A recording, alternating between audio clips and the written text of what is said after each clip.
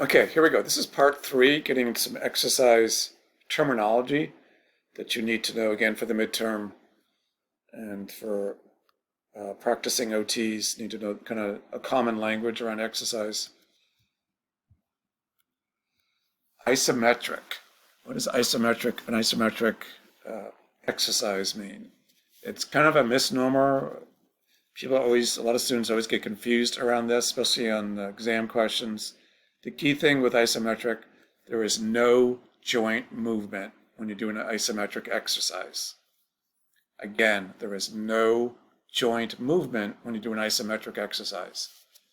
You are making the muscle work, but you're not allowing the joint to move. An example, right now I'm extending my arm out, my elbow out, so my arm is out straight, and I'm placing my hand on my forearm, and I'm holding my arm back, and I'm trying to flex my elbow. I'm not letting my elbow bend at all. I'm holding it back completely, so there's no joint movement. But as I attempt to do that, and I hold it back, I am contracting my bicep. So you're contracting the muscle, but there's no joint movement. Eccentric contraction. There is definitely joint movement. There's joint movement for all these other ones. With an eccentric contraction, within the joint movement, the muscle elongates or lengthens, similar to an antagonist, but it's not just the antagonist, it's any muscle within the body that elongates with a movement. The example, like we did before, when I flex my elbow, the tricep elongates, it lengthens, it's contracting eccentrically.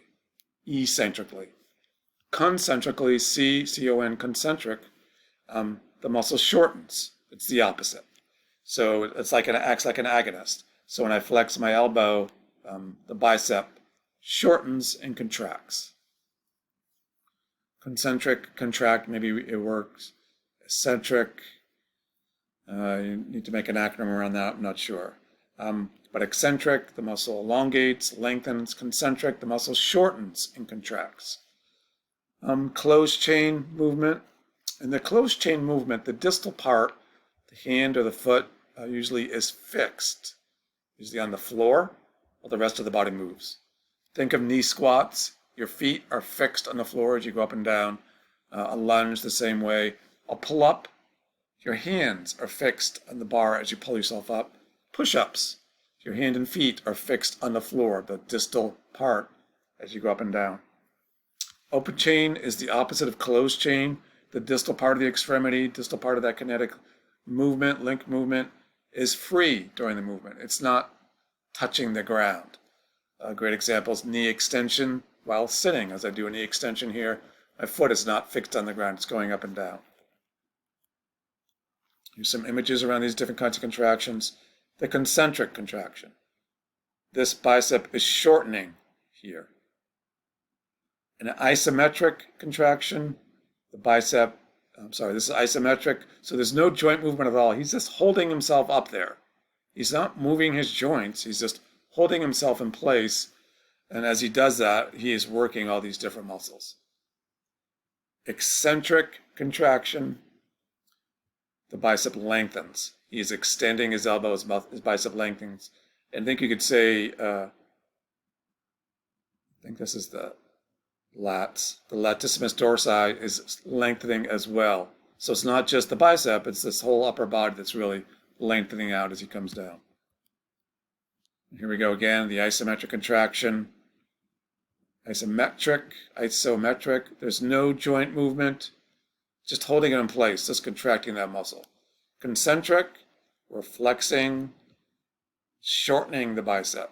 Eccentric, we're extending the elbow, lengthening the bicep. Here's some images of it.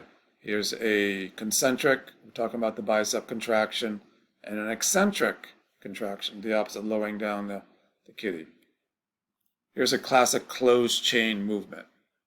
This is the part that's closed here and here. This part especially, it's fixed on the floor as he goes up and down. Here's open and closed. Here, the feet on the floor are fixed as he goes up and down. Here, he's extending his legs as he sits, so it's open. and they serve different purposes.